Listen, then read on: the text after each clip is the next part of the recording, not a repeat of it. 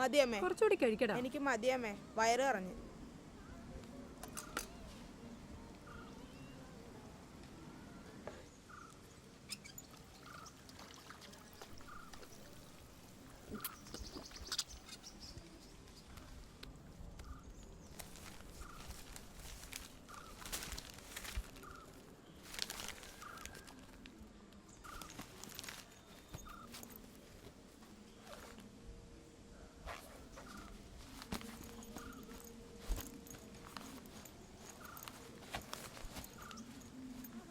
നീ ഇതെങ്ങോട്ടാ ബാഗുമായിട്ട് പോകുന്നത്? ഇന്ന് ട്യൂഷനുണ്ട്.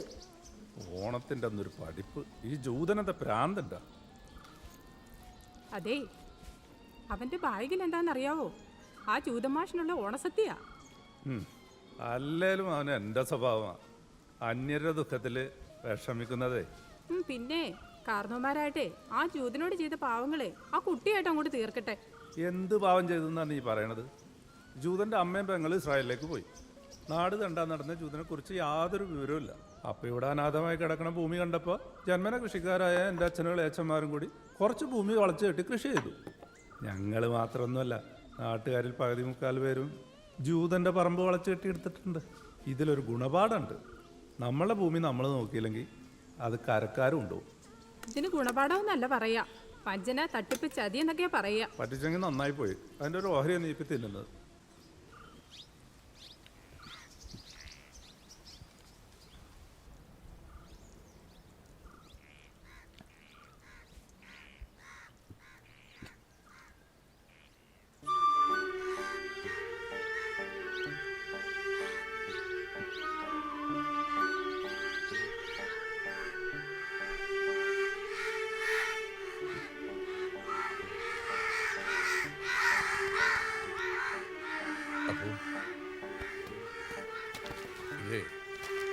ഒറ്റകൾക്ക് ഇട്ടുകൊടുത്തേക്ക്.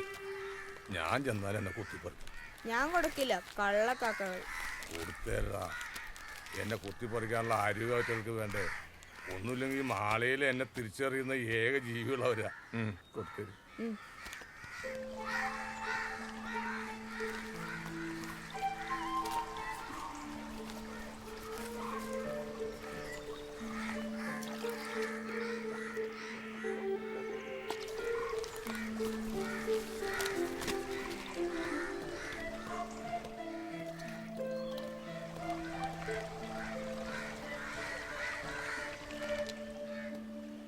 മാഷേ, ഈ വടി ഞാൻ എടുത്തോട്ടെ? നിനക്കെന്തിനാണ് ഈ വടി? മാഷൊക്കെ മരിച്ചു കഴിഞ്ഞാ ആരാ നിങ്ങളുടെ സെമിത്തേരി വളർന്ന് കല്ലറ കണ്ടുപിടിക്കുക? അതൊക്കെ അപ്പോഴല്ലേ, അന്ന് നീ തീർത്തോ. അതുവരെ ആരും കൈയേറാതെ ഞാൻ ഇവിടെ സൂക്ഷിച്ചോളാം.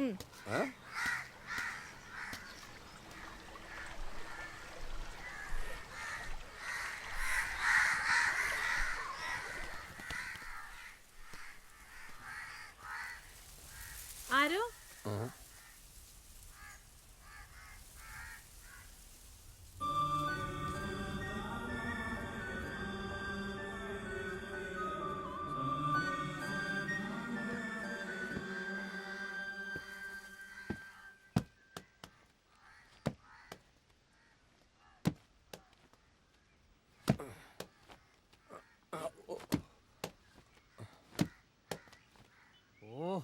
ഇത് വലിയ കഷ്ടമായല്ല.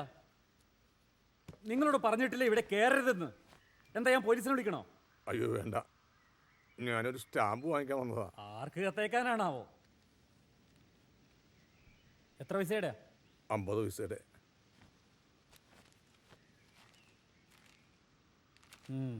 ഞാനൊന്ന് നോക്കട്ടെ. ഓ,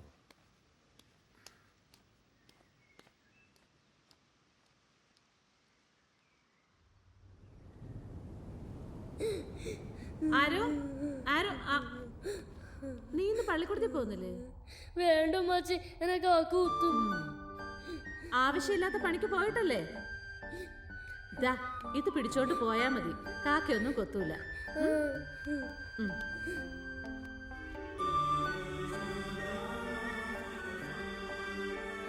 പോകാക്കേ.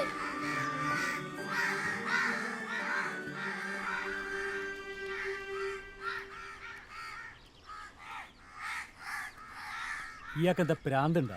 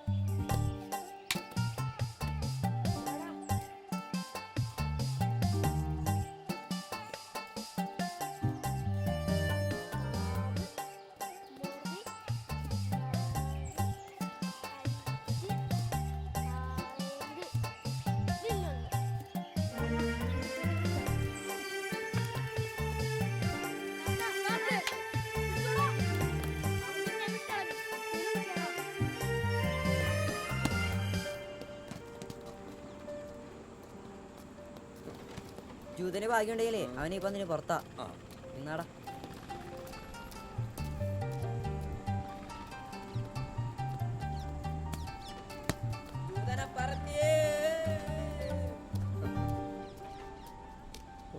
നീ ഇവിടെ ഇരിക്കായിരുന്നു. ഞാൻ ഇവിടേക്ക് തിരക്കി. ഇസ്ഹാക്ക് വിളിച്ചിരുന്നു. 1 മണിക്കൂർ കഴിഞ്ഞ് വിളിക്കാന്ന് പറഞ്ഞു. വാ പോവാ.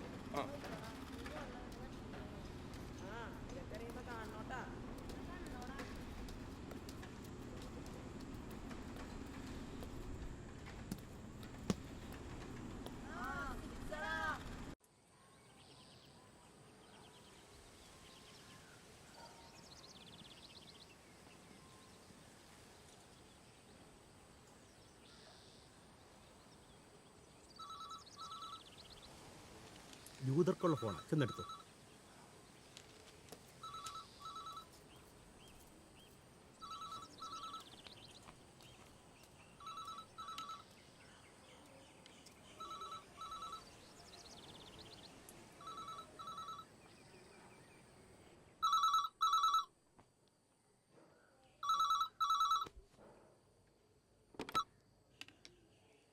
ഹലോ മാഷേ, ഇത് ഞാനാ ഇസഹാക്ക്. ഉവ്വ, മനസ്സിലായി.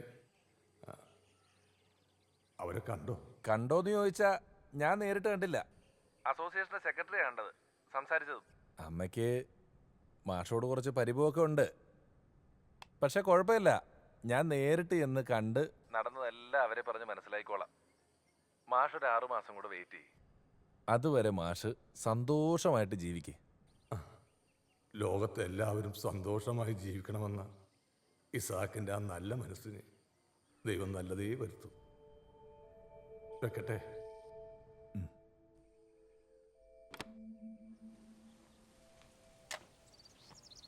അതെ, ഒന്ന് നിന്നേ. ഇനി ഇവിടുത്തെ ഫോൺ നമ്പർ ആർക്കും കൊടുക്കണ്ട കേട്ടോ. ഒന്നും ഉണ്ടായിട്ടല്ല, ഇവിടുന്ന് വന്ന് പറയാൻ ആരും ഇല്ലാത്തതിൻ്റെ പേരില്ല. ഇല്ല, ഇനി എന്നെ ആരും വിളിക്കാനില്ല. വലിയ ഉപകാരം.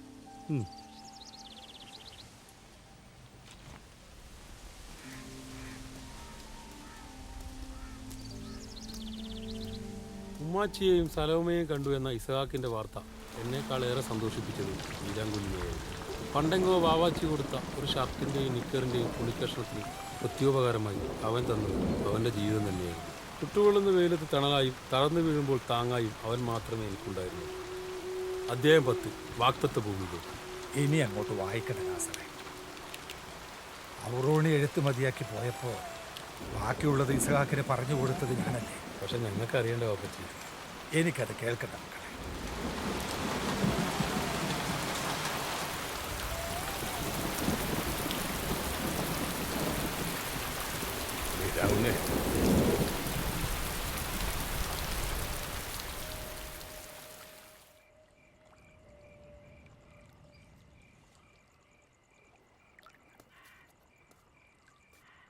മരണക്കിടക്കെ കിടന്നുപോലും ഉമ്മാച്ചി എന്നെ ശപിച്ചു കാണോ വീരാങ്കുഞ്ഞെ?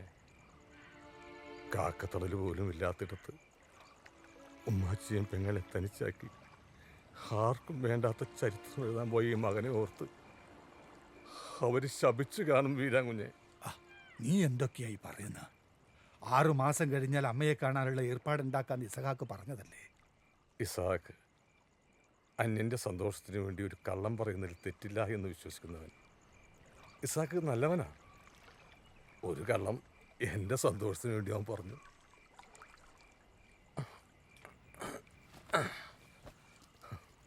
നൊന്തുനീർ പ്രസവിച്ച മകന് സ്വന്തം ജീവൻ പകുത്തു നൽകി.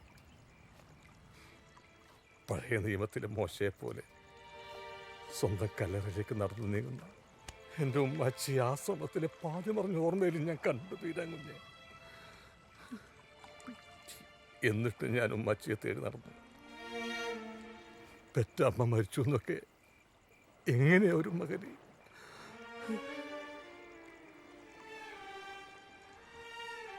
വിദൂരതയിലെന്നോ എൻ്റെ ഉമ്മാച്ചിയുടെ കല്ലറുണ്ടാവും.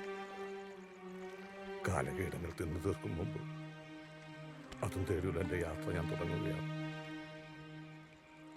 ഒരു തിരിച്ചു വരവ് ഇനി ഉണ്ടാവില്ല. ഉയർപ്പുകളില്ലാത്ത കല്ലറയിലേക്കാണ് എൻ്റെ യാത്ര.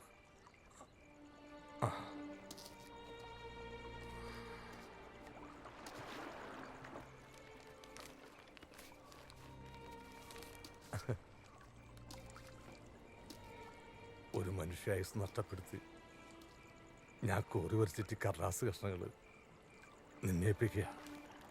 ഒരിക്കലേ ഇതിൻ്റെ അവകാശികൾ ഇതും തേടി നിന്റെ അടുത്തെത്തും. അവരെ നീ ഇത് തിരിച്ചേൽപ്പിക്കണം.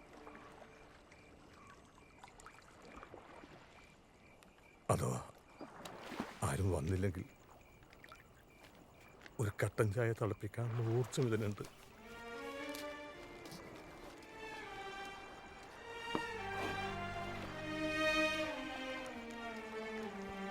ഒരു നിഴല് പോലെ എന്നോടൊപ്പം എന്നും നീ ഉണ്ടായിരുന്നു. നിനക്കായിട്ട് എനിക്കൊന്നും തരാനും പറ്റിയില്ല. നീയായിട്ടൊന്നും കയ്യേറിയില്ല വീട്ടിൽ.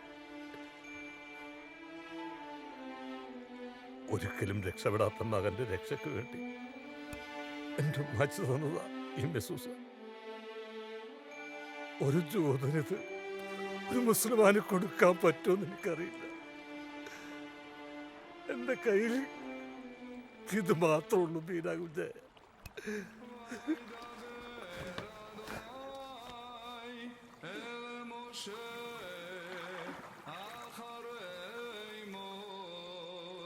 Schnell